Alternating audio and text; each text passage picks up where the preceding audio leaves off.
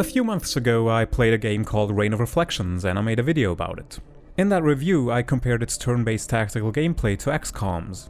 At the time I didn't think much about making this comparison since it was just a small part of that review, but it soon dawned on me that I only knew the gameplay of XCOM Enemy Unknown through second-hand experience and pop culture osmosis, and that I've never actually experienced the game I was comparing Reign of Reflections to firsthand.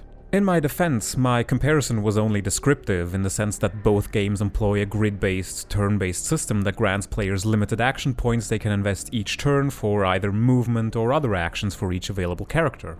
I never said anything about the quality of Reign of Reflections' implementation of this system relating to XCOM's. Regardless, I think it was high time to actually play the game myself if I felt confident enough in making such a comparison.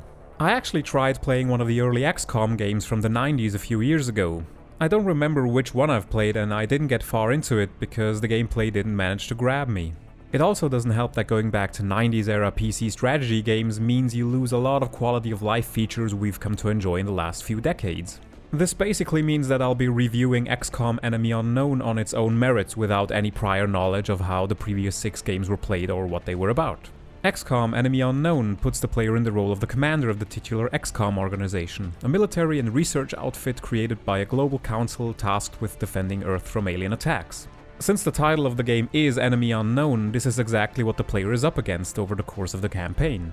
You have to figure out who the alien menace is, how they operate, what their goals are, research their physiology, biology and technology, and most importantly you have to stop them from reaching their goals by involving them in the previously outlined tactical combat missions.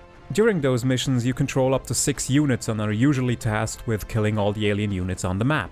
There are a few other missions thrown in there where you have different objectives such as rescuing civilians, escorting VIPs, or capturing an alien specimen alive for further study, but mostly it's about the combat. The gameplay of those missions is fairly simplistic. The actions you can take range from firing on enemies within range, to using items like explosive or smoke grenades, or replenishing health with medkits, and you can also just hunker down behind cover and put your units into a state called Overwatch, where they basically wait and ambush any enemy unit that happens to cross their line of sight.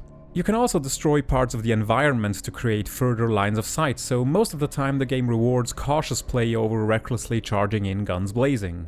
This is doubly true because of the fact that soldiers can get injured or killed during these missions. Injured soldiers will need to recuperate for a few in-game days, so if the game decides to send you into another mission while the injured soldiers are still hospitalized, you'll have to do said mission without them.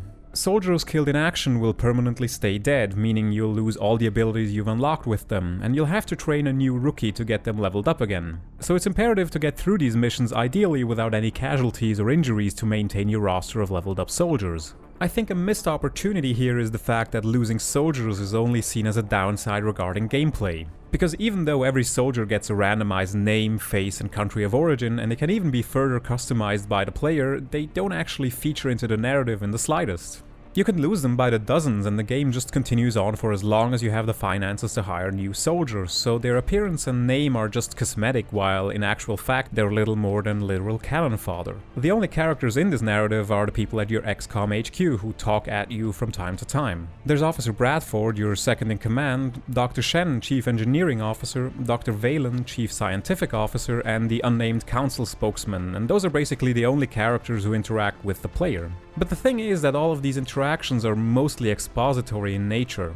Your character can't talk, so these people either talk at you or amongst themselves, but there's very little characterization given to them beyond very basic archetypal traits. Every piece of dialogue is always about the current task at hand and nothing else, and as such the whole affair seems kind of lifeless. And there's no instance of you making verbal contact with the aliens, even with those you end up capturing to study, so there's no back and forth with the enemy. I mean, the gist of the game is that it's supposed to put you into a desperate role where you have to fight for the survival of humanity against a technologically superior alien menace with very little resources. And this is only compounded by the fact that many missions are structured in a way where you have 3 missions happening around the world simultaneously and you can only choose to engage in one of them. The catch is that every country has a panic indicator that rises when something happens and you don't address it. If the panic level rises too high, the country will pull support from the XCOM project entirely, therefore taking away all their funding from it. But that's really all that happens narratively, and for some reason you can't convince countries to get back into the program.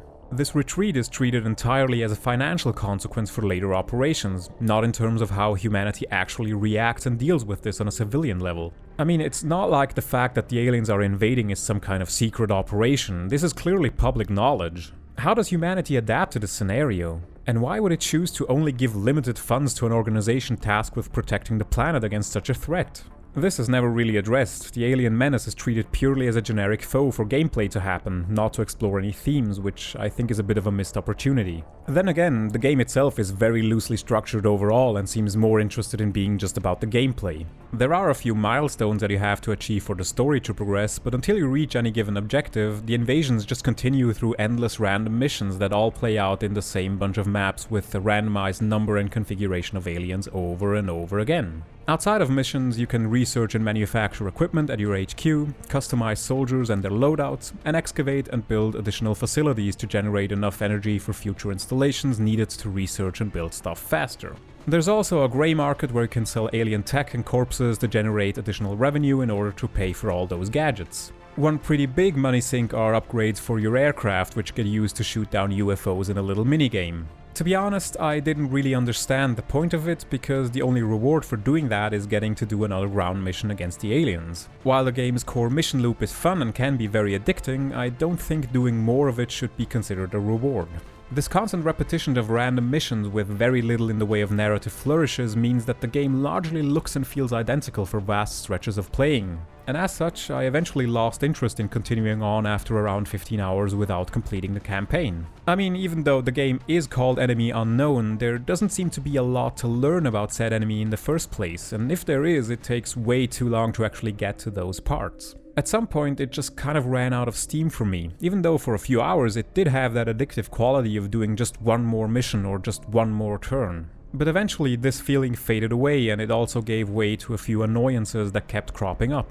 For one, the fog of war means that at first neither you nor the enemies know each other's locations, but the enemies can sense you from way farther away than you can sense them without using scanners, even if you don't actively stumble into their detection range by moving. And it also can happen that you can get noticed by multiple enemy groups simultaneously, which, thanks to the extremely large distances they can travel with every single turn, can have you end up being surrounded in a very short time. I'm not really a fan of the fact that enemies seem to be able to do way more during their turn than you during yours. You seem to be severely disadvantaged on pretty much every front, be it either by enemies having abilities that seem to hit 100% of the time, or even just enemies having way more health than even your most advanced soldiers. And again, I get that the game intends to put you in a defensive role where you're forced to react to an overly powerful enemy, but sometimes the playing field seems too much stacked in the enemy's favor. It also doesn't help that for some reason, unless you have a very specific upgrade, firing your gun means ending your turn regardless of the fact that you still have an unspent action point.